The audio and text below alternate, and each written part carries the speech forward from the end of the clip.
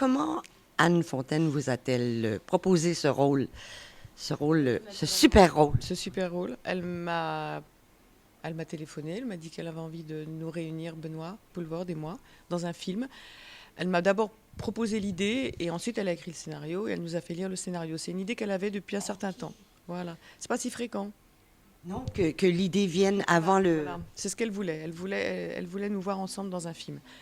Alors moi pour la première fois, Benoît pour la troisième, je crois, parce que c'est la troisième fois qu'elle tourne un film avec Benoît. Voilà. Et puis ensuite, alors je ne sais pas si quand elle m'en a parlé, elle avait déjà l'idée des personnages d'une manière précise. Je ne sais pas. Ça, c'est à elle qu'il faut demander. Un jour, on a reçu le scénario. Ah, OK. Et votre toute première rencontre avec Benoît, est-ce que vous le connaissiez avant? Oui, nous nous étions rencontrés. Oui, parce que nous avons le même agent et donc on s'était rencontrés il y a déjà un certain temps. Voilà. Est-ce que vous vous voyez déjà jouant avec lui?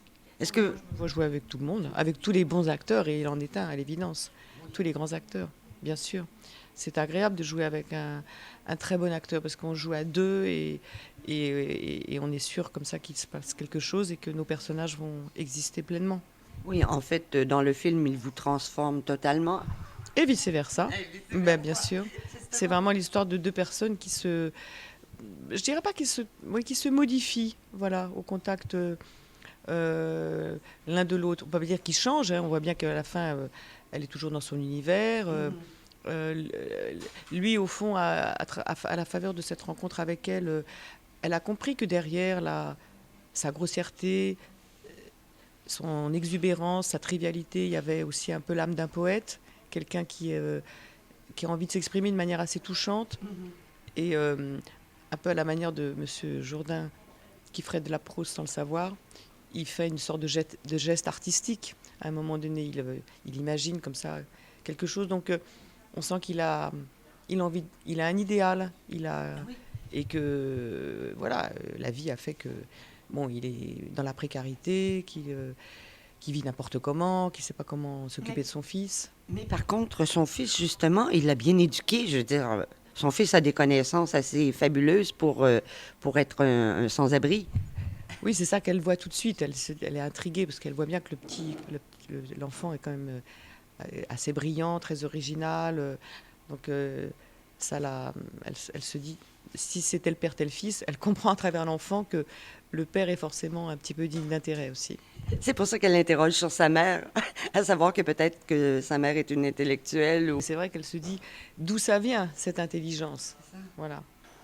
Et lors du tournage, une fin de journée, après avoir tourné toute la journée, passé toute la journée avec Benoît Poelvoorde, l'exubérant, est-ce que vous étiez à bout de souffle? Parfois. Oui, lui aussi, hein. Parfois. Oui, parce qu'il y a des séquences quand même assez rock'n'roll, comme la brouette et tout. On imagine mal Isabelle Huppert. Mal, mais enfin, vous savez, ça a pris, je sais pas, une petite heure à tourner. C'est pas les scènes les plus, souvent les plus spectaculaires ou inattendues qui sont les plus longues à tourner au cinéma. Justement, c'est pour ça qu'elles sont souvent très spontanées, très naturelles, parce que ça se fait très facilement. Oui, parce que inattendu, c'est vraiment le mot. Le film, au total, est inattendu.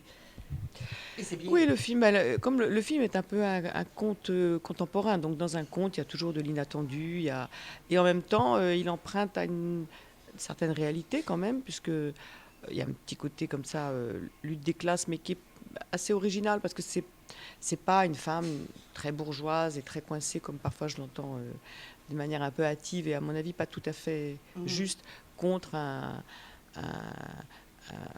homme qui vient d'un univers beaucoup plus précaire. C'est un petit peu plus contemporain justement que ça, c'est le cas de le dire, parce que elle travaille dans le monde de l'art contemporain, donc c'est plutôt autour de l'idée d'une certaine bienséance de la culture, de l'art. C'est un petit peu ce qui différencie souvent maintenant les classes. C'est aussi une question de ça, bien sûr, mais dans un premier temps, c'est autour de ça qu'ils vont se jauger, se tester, s'affronter.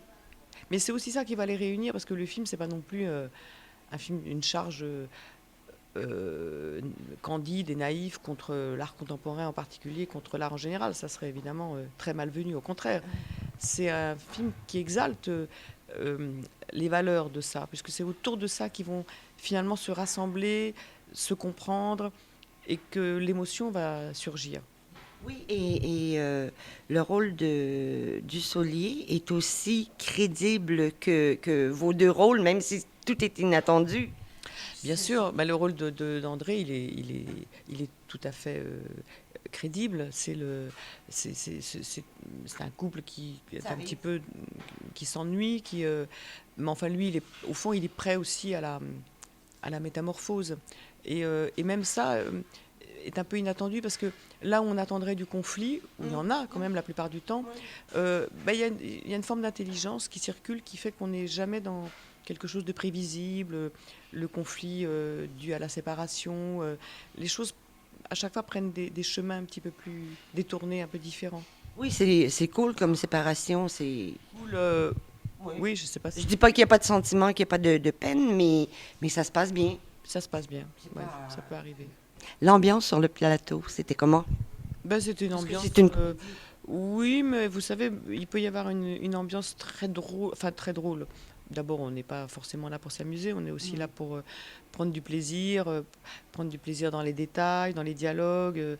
Voilà, et le plaisir passe pas forcément par le rire à gorge déployée du matin au soir, même si évidemment que on s'est amusé, on n'était pas forcément amusé des situations, on s'est amusé beaucoup de nous-mêmes, voilà, l'un avec l'autre, parce que tout ça était plaisant et léger, qu'il n'y avait pas vraiment de raison de, de, de s'assombrir sur quoi que ce soit. Mais on peut aussi trouver des raisons de rire dans des sombres drames et trouver des raisons de se lamenter dans des films beaucoup plus légers. Vous voyez, c'est pas forcément conforme au ton du film qu'on tourne. Vous pourriez nous dire deux mots sur les deux jeunes garçons qui sont vraiment très, très bons. Oui, Très différents, mais oui, ils sont très, très, très différents. C'était trop mignon. Et oui, le fils de Benoît n'avait jamais tourné. C'était complètement nouveau pour lui, oui. Et quant à mon fils à moi, lui, c'était un petit acteur plus chevronné. Il a tourné plusieurs fois. Donc voilà, mais ils étaient adorables tous les deux, trop mignons, très, très, très concentrés aussi sur ce qu'ils font. Voilà, ils aimaient ça. Et physiquement, celui qui joue votre fils pourrait être votre fils parce qu'il y a une ressemblance. Oui, bah oui, il était bien choisi. Il est très beau, très mignon et il pourrait être mon fils.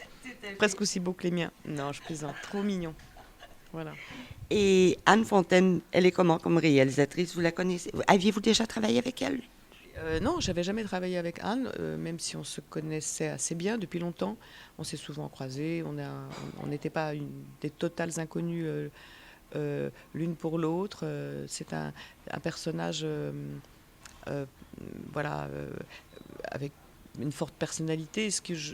Et même si un peu à l'anglo-saxonne, elle s'essaye à des genres très différents. Elle fait des films en costume, des films plus sombres, des films plus. Il y a toujours un noyau dur qui résiste, qui est elle, et je trouve que même dans ce film-là, il y a quelque chose d'un peu, pas mystérieux, enfin, encore que si, justement. Il y a justement une originalité dans les personnages et dans la manière dont les scènes évoluent de l'une à l'autre, qui fait que c'est bien un film de Anne Fontaine, et je pense pas que c'est quelqu'un qui se conforme au genre des films qu'elle tourne, mais c'est plutôt les genres qui se conforment à elle, ce qui prouve bien que c'est un auteur à part entière. C'est elle qui s'adapte au texte qu'elle écrit. OK. Et vos projets maintenant? Vous allez faire quoi au cours des prochains mois? Après la promo de... Dans un premier temps, je vais reprendre une pièce que j'ai jouée à Paris au théâtre de l'Odéon, un tramway mis en scène par Christophe Warlikowski de Tennessee Williams. Et je reprends la pièce au théâtre. Oui, c'est un tramway de mes désirs, mais le spectacle s'appelle Un tramway. Voilà, c'est une vision assez particulière du metteur en scène, de Christophe Warlikowski. Et je reprends le spectacle 3 semaines au théâtre de l'Odéon à la fin du mois de novembre, du 25 novembre au 17 décembre. Voilà. Très bientôt. Et Voilà. d'ici là, on vous voit au cinéma. Merci beaucoup. Merci à vous.